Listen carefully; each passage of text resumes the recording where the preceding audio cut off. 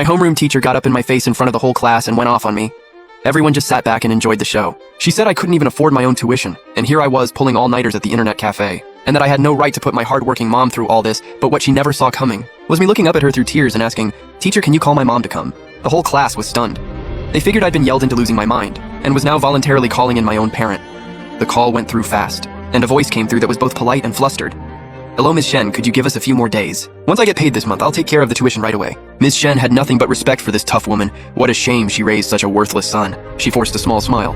"It's not actually about the tuition. Dujai just said he wants to move out of the dorms and asked if you could come pick up his bedding." "Did he say that himself? He's standing right next to me." "Okay, I'll come by after work. I'm so sorry for the trouble, Ms. Shen." "No trouble at all, it's nothing." Just as Ms. Shen was about to hang up, I jumped in. "Ms. Shen, can I have just a second?" Ms. Shen heard me and quickly brought the phone back to her ear. "Dujai, there's someone who wants to talk to you." She handed the phone right over to me. I pushed down the rush of joy surging inside me and called out in a shaky voice, "Mom." "What's wrong, Xiaojie?" 18 years. And I was finally hearing that voice I'd been dreaming about. I completely broke down right then, and the tears just came. I spun around so my back was to the teacher. I didn't want her to see me fall apart. "Mom, I'm sorry." The emotions hit like a flood. I was so choked up I couldn't get out a single full sentence. I took a deep breath, forced myself to steady up, and said into the phone, "Mom, when you come over, please take your time. Don't run any red lights, okay? I know you're so clingy for a kid your age. I'll be there soon. Stop crying. I'll wait for you." I hung up and smiled through the tears as I handed the phone back to Ms. Shen. Thank you, teacher. Ms. Shen was completely lost. She couldn't figure out what just happened to me emotionally, but a kid who genuinely cares about his parents couldn't be all that bad no matter what. "It's fine. Just focus on your studies from here on out. That's the best thing you can do for your mom." I heard that and gave a firm nod. After Ms. Shen headed back to the office, I stared out at the track. My mind started to drift. Then after a long moment, it suddenly hit me that my little sister was at the same school right now. Just as I was getting up to go find her, I felt something hard and bulky in my jeans pocket. Digging into my leg, I reached in and pulled it out, and froze on the spot. Holy crap, it was my wallet from my past life. I opened it with shaking hands and found a thick stack of cash inside. Looked like over 2,000 bucks. And tucked in the card slot was a single black bank card. Before I was reborn, that card had at least 100 million in it. I just had no way of knowing whether that money was still there after starting over, but if it was, every single problem our family had would be solved overnight, using nothing but memory. I made my way straight to the door of Class 10B. I scanned the room through the front window and spotted that familiar face in the third row, just like I expected. She clearly saw me too, but deliberately turned her head away. Pretending she hadn't noticed, my heart did a complicated little flip. I just called out her name directly, Duning. Duning frowned and got up and yanked me into the hallway corner, looking all kinds of annoyed. "What do you want?" "Just so you know up front, I don't have any money." I let out a small laugh. "Who said anything about borrowing money? Your big brother just came to check on you." "Are you seriously okay?" Duning rolled her eyes all the way to the ceiling and turned to walk back to class. "Hey, relax, Mom's coming to school later. We're going out for a real dinner tonight. Isn't Mom at work?" "Why is she randomly coming to school?" "I'll explain everything after school. Just giving you a heads up now." Duning instantly lit up on the inside. She'd been living on cafeteria vegetables and plain rice at school. A real restaurant meal sounded amazing, but she quickly frowned again. "Mom guards every dollar like her life depends on it. Would she actually agree to go out to eat?" I nodded like she'd just said something totally valid. "Don't worry, I'm treating..." The moment I said that, Duning looked at me like she didn't believe a word. "You blow all your cash at the internet cafe. Where are you getting money?" "Don't worry about it, I've got it covered." Duning stared at me suspiciously. "Dujai, you didn't just come here to mess with me, did you?" "It's Dujai, not just Du. Call me bro," she scoffed. Eyes full of barely hidden contempt, I felt a wave of helplessness. The old me was genuinely a mess. I had no one to blame but myself for losing my little sister's respect. "Just trust me, okay? I still have some allowance left." Duning finally cracked a smile, figuring that money was better spent on good food than wasted at some internet cafe after we split up. I ran the whole way back, but I still barely made it. As I reached the classroom door, the bell was already ringing through the halls. Ms. Shen just gave me a casual glance and waved me to my seat. The second I sat down, my seatmate Xiao Lei leaned over and whispered, "Yo, Jay bro, what did the homeroom teacher say to you out there?" "Nothing much." "Then why are your eyes all red?" I completely ignored that awkward question. But Xiao Lei wouldn't let it go and kept pushing. "Did she tell your mom about you staying up all night at the cafe?" "Xiao Lei, man, you're feeling bold today. Keep talking and Ms. Shen's going to have a word with you." Xiao Lei instinctively looked up and locked eyes with Ms. Shen's death stare. He shot straight up in his seat and played it completely cool. For the rest of that class, Xiao Lei was distracted the whole time. He could not get over the fact that I was actually sitting there listening and taking notes. As class was wrapping up, Xiao Lei finally couldn't hold it in. "Ja, bro. What exactly did the teacher say to you?" I didn't even look up. "Just kept scribbling away in my notebook." "What do you mean? What did she say?" "Don't even try to play it off." Xiao Lei snatched my notebook, pointed at all the writing packed across the page. "Look at this. You actually took notes in class. Are you even the same person I know?" Right, as Xiao Lei said that, he took a piece of chalk right to the forehead. It hit him dead center. Ms. Shen stood there, textbook in one hand and the other on her hip. Eyes locked onto Xiao Lei. "Some students just don't want to learn and fine whatever. But don't drag others down with you. Say one more word and you're out." Xiao Lei buried his face in his book with just his eyes peeking out and glaring at me. I just laughed. Tore off a piece of paper, wrote something down and slid it over. Xiao Lei took it curiously and saw written in a messy scrawl, "In your youth, don't take studying lightly. For in old age, you'll regret not hitting the books."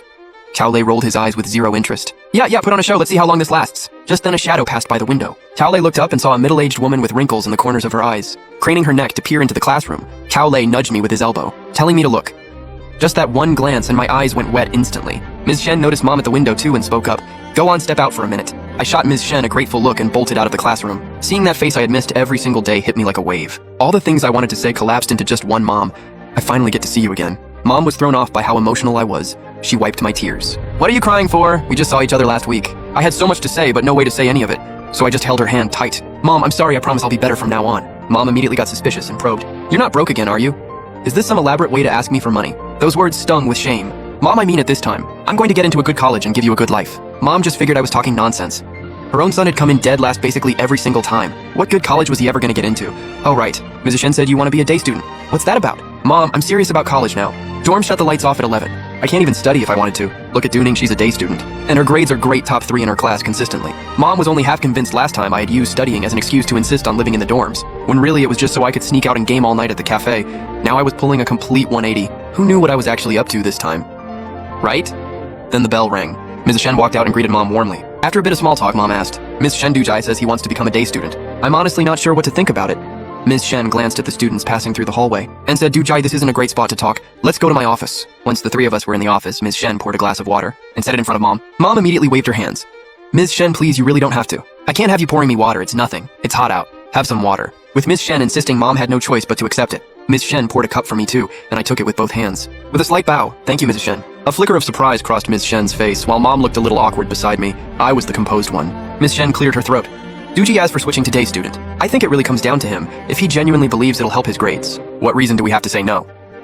Mom looked at me with full skepticism. You're really doing this for the sake of studying. What else would I do? Sneak off to the internet cafe right under your nose. If you don't believe me, I'll make you a promise right here. Mrs. Shen's eyes lit up. She jumped in. I love it. What kind of promise are we talking by the end of this semester? I'll break into the top 20 in the class. The moment I said that, even Miss Shen was floored. I really had some nerve. Going from dead last to top 20 in under 4 months was pure fantasy. Since this is a promise, what happens if you don't pull it off? I'd honestly just said it off the top of my head. I didn't expect Ms. Shen to actually take it this seriously. You decide the penalty. If I don't make top 20 by finals, double the winter break homework, but if I do make it, I'll personally give you $500. I just smiled calmly when she was done. Deal. No problem. Ms. Shen got exactly what she was after. She was beaming. Any teacher can boost a top student, but pulling someone from the very bottom up. Now that's what really feels like an achievement. Dujai, head back to class. I'll walk your mom through the paperwork. You can move your stuff home after school today, I said sure. Walked to the door, then turned back around. Mom, I already told Ning Ning. We're going out for dinner this afternoon. Mom's brow creased. She winced at the idea of spending the money, but with the teacher right there, she just gave a vague nod. All right, fine. Chao Lei had been napping face down on his desk and got woken up by a wave of noise. He looked up and saw me moving the entire mountain of books from my desk down to my feet. Chao Lei's jaw dropped. Bro, what are you doing? You giving up already? Stop making stuff up. The pile was blocking my view. Chao Lei just stared. Come on. The teacher called your parent in once and now you're completely checked out. You were never cut out for school anyway. You're talking nonsense again. I'm the one who called my mom in. And from now on, I'm going to be a day student. If you're a day student who's going to grind ranked matches with me all night, I stopped what I was doing and gave him a long, serious look. Chao Lei, let me put it this way. Say years from now, one of our classmates becomes a big-time boss, and you go hat in hand asking for a job, but you have nothing to offer, and there's nothing he can give you to do. So he puts you on as a security guard. Will you regret it then? That you didn't fight for yourself?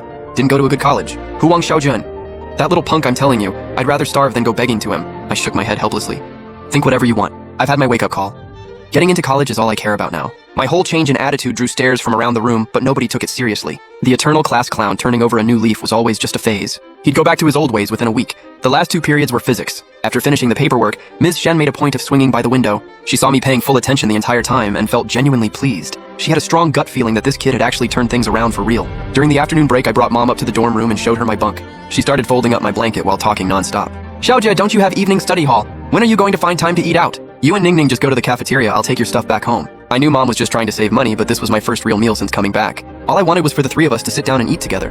That's not going to work. I already made plans with Ning Ning. Besides, there's too much stuff here. You can't carry it all by yourself. After dinner, you take some of it. And I'll bring the rest home after evening study hall, but Mom's not even hungry. You two just go eat. I'll go home and throw something together. I felt this sudden sting in my nose for no particular reason. Mom, once I start making money, we're going to eat whatever we want and live the way we deserve. Money is for spending. Stop putting yourself last. Nonsense. That money needs to go toward your college and your future. Fine. Mom can splurge just this once, and you don't need to pay for it either. Mom let out a laugh. Your money is my money, and you have the nerve to say that. You're right. Everything I have is yours, Mom. I need to get back to class. Wait for me and Ning Ning after school for dinner. Mom watched me walk away and smiled to herself with warmth in her eyes every other time she'd come to school. Ms. Shen always said I wasn't trying, but today out of nowhere she actually praised me. And then there was that promise I made, forget top 20. If he could just crack the top 40, she'd be over the moon. The second the dismissal bell rang, a wave of students grabbed their bowls and charged toward the cafeteria. Like every second counted down the hall in class 10B. Yao Lanlan noticed Duning was still sitting calmly at her desk. Duning, you're not going to eat. You go ahead, I'm eating off campus today. Yao Lanlin narrowed her eyes and leaned in with a grin. Is it a date with that cute guy from earlier? Stop it. That's my brother. Your brother goes to this school too. How come you've never mentioned him? Please, what's there to mention? He's just a total delinquent. Yao Lanlin looked confused. Aren't brothers usually super protective of their little sisters? Is he really your brother? No, there's no way I'd want him as my brother. What do you mean no? I walked into the classroom just in time to hear that, and a flash of irritation hit me. Mom is literally downstairs right now. Go ask her yourself if you want to know whether we're related. Duning rolled her eyes at me and looked away. Seeing the siblings at a standoff, Yao Lanlan awkwardly grabbed her bowl and quietly slipped out.